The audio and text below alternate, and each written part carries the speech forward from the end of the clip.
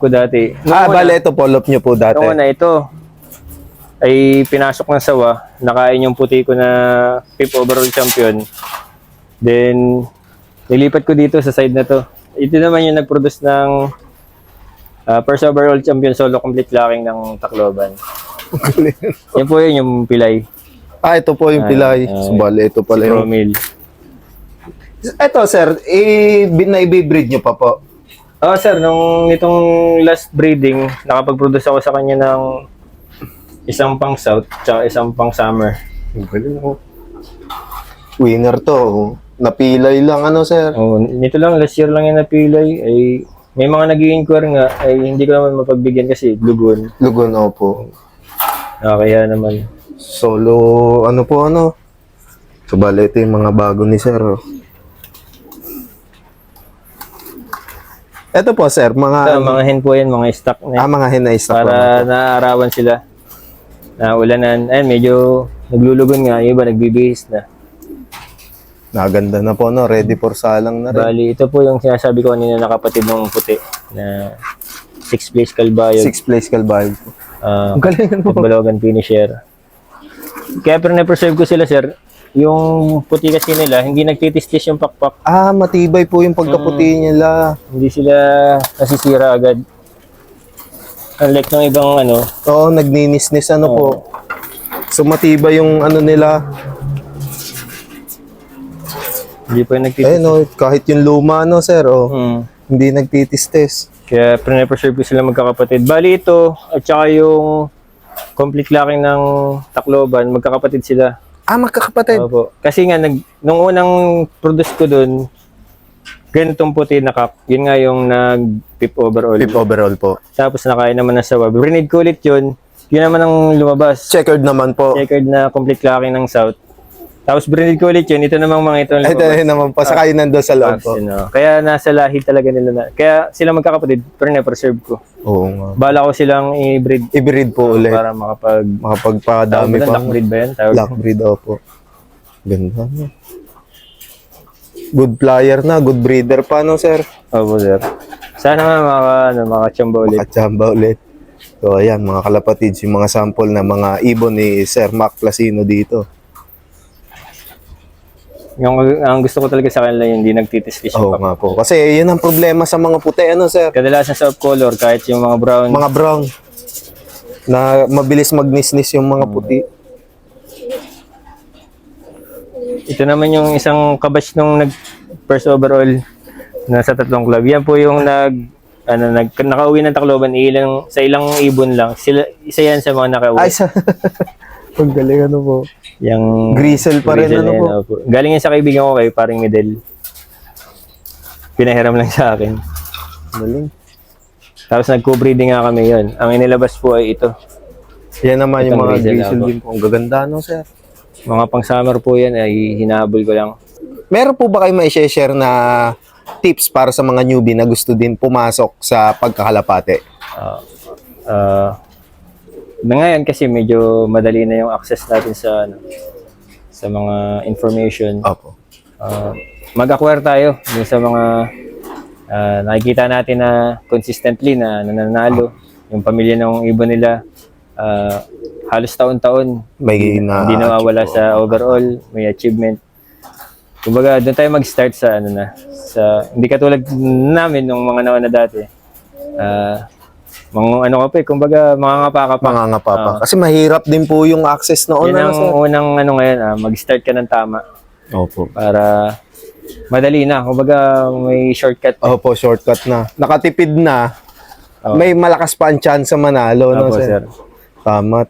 So, sa breeding naman po, sir, ano po yung maibabahagi nyo sa breeding at saka once na magkakarera na po ng panlaban? Sa breeding naman, sir, napakahalaga ng selection eh. Selection. So, kailangan kilala mo yung ibon mo. Well-conditioned sila bago mo i-pair. Halimbawa, nakapahinga sila. Tulad nito mga ito, nakapahinga. Pati yung mga nakawalay. So, pagkita ko sila na yung kondisyon na talaga, nagpupulbos. Opo. Ngayon, nagseselection ako. Naglilista ako. Mahalaga kasi yung paglilista. Opo. Isa yan dapat ginagawa ng mga Pigeon puncher. pa. Opo, totoo. Yung nagno-note kasi hindi naman kayang i-recall ng utak mo lahat yung ginawa mo eh. Opo, opo. Iba yung may notes ka. Opo. Yan. So, May- isang parang may buklat babad lang, ka. ano, sir. Yun yung isa sa mga sikreto. Kahit yung mga matatandang puncher na. Yun na rin po talaga din ng ano. So, pag-prepare, yung kilalanin mo yung lahi bago mo magbangga. Bago magbangga. Kung gusto mo pang short distance lang, yung mga pang sprint. Yan, Mga di ba? pang-pooling ako. So, yung iba naman, ang gustong laro is yung long distance. Long distance. Yun ang kaya kailangan aral mo din Ah, yung karakteristik ng bloodline. Mga bloodlines po talaga. So, sir, sa pag magte-training na kayo ng ibon, kayo po ba, meron po ba kayong ginagamit na sistema sa mga flyers?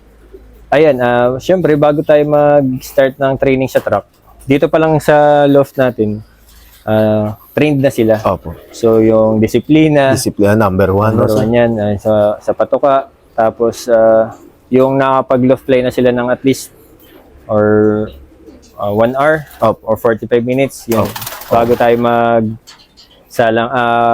kumarga sa truck. Yeah. Tapos hindi ako agad nasabay sa truck kasi unang-una, yun nga, minsan hindi ako nakapagsakay sa truck. Gawa Opo, ng trabaho ko dati, malayo ako. Opo. So ngayon, mag-a-adjust ako, may natutunan ako. So bago tayo sakay sa truck, at least mga medyo malayo na, mga 3-5 Tos na po. ng truck. Kumbaga may sarili kayong training po, sir. Bali, nakikisabay lang din ako kadalasan sa mga kaibigan. Yung Opo. mga nagtotos Nagtotos po. self-toss. Opo. Ayan. Kasi sa una nga, syempre, nandiyan yung may mga kadalasan may sakit. Opo, opo. Yung mga nababaliling talaga Para makaiwas din ba? Mabawasan yung risk na magkaroon ng kasi sayang yung team. Sayang yung team na binuo natin. opo. Pinagandaan natin. Tapos magkakasama. Isa-isa lang mawawala, masisira ang sir. Kaya nga, yun ang naging problema ko nitong North is, yun nga, hindi ko naman ginagamit na dahilan. So, Opo. nakita ko na mali ko. Opo. Na yung training, hindi ako nakakapagpasabay sa truck.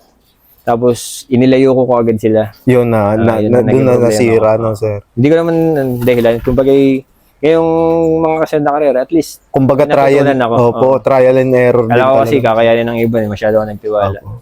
So, yun po yung common mistakes na rin, sir. Kaya ayan, gulong. So, sir, sa naman po, meron po ba kayong specific na binibigay na patuka pagka yun sa mga panlaban? Nag-mix po ba kayo? Ganon. Bali, yung regular mix lang na nabibili sa market natin. Ayun po. Pero ngayon, ang ginagamit ko is yung Kalapatids. Kalapatids. Tsaka yung Nutrena, minsan sa mga sa stock breeders, Nutrena. Kasi medyo affordable, tapos maganda yung niya, Opo.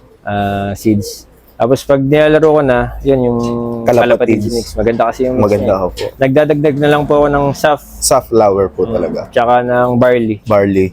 Yun. So, ayun yung mga simpleng tips ni Sir Mac Placino. So, sir, meron po ba kayong, in case po, na may magtanong at mag-inquire ng mga newbie kalapatids na gusto mag-acquire ng mga bloodlines nyo dito, lalo na sila solo winner nyo po, kayo po ba ay nag-out ng mga linyada nyo? Willing po akong mag-share ng linyada mga kalapatids. Po. Ay, sa ngayon nga lang po ay nag-molting po yung Molting, ating mga breeder. opo. So, di po ako makapag-commit. May Opo. mga nagtatanong nga rin po, nag-i-inquire. Opo. So, hindi po makapag-commit dahil wala po sa kondisyon yung mga breeder. Pero pwede po. Kung willing din po kayong Mag-antay po. magtiwala at Opo. maghintay nga. Ayun. So, ayan mga kalapatids, kung gusto nyo mag-inquire kay Sir Mac Placino, pwede nyo siyang kontakin dito sa dalawang page niya sa Facebook page. O bale yan, naka-flash sa screen yung Facebook page ni Sir Mac Placino. Idol, meron po ba kayong mga shoutout? Shoutout nga pala sa Team Conte, sa pamilya namin. Opo. Tapos sa mga kaibigan ko, Chicken Fit Gang. Chicken Fit Gang. Yes.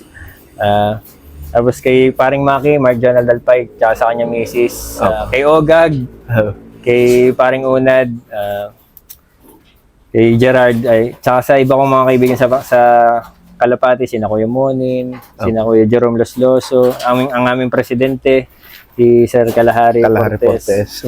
Sina Kuya Boydi, yan ang ating mga idolo eh. Opo.